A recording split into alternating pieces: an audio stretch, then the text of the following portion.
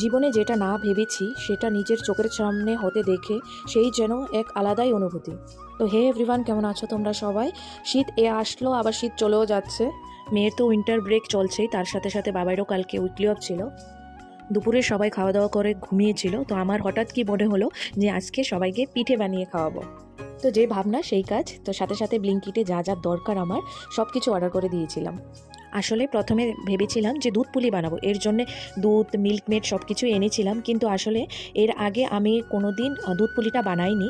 আর আমার হাজব্যান্ড না সেদ্ধ পুলিটা খেতেই পছন্দ করে, এই জন্যে ভাবলাম রিস্ক না নিয়ে আগে সেদ্ধ পুলিটা ওকে খাইয়ে নিই, তারপর কিছুদিন পরে আবার দুধ পুলিটা বানিয়ে নেব। আর জানো তো, এর আগে না আমি প্যাকেটের যে রেডিমেড পাউডারটা হয়, রাইস পাউডারটা, তো সেটা দিয়ে কিন্তু আমি কোনোদিন পিঠে বানাইনি। মানে আমার মা পাউডার করে দিত চালের গুঁড়ো, তো সেটা দিয়ে বানিয়েছি, কিন্তু ভালোই হয়েছিল খেতে। তারপর ভাবলাম কয়েকটা মালপোয়াও ভেজে নিই, মালপোয়াটা স্পেশালি আমার ফেভারিট খেতে, আমার খুব ভালো লাগে।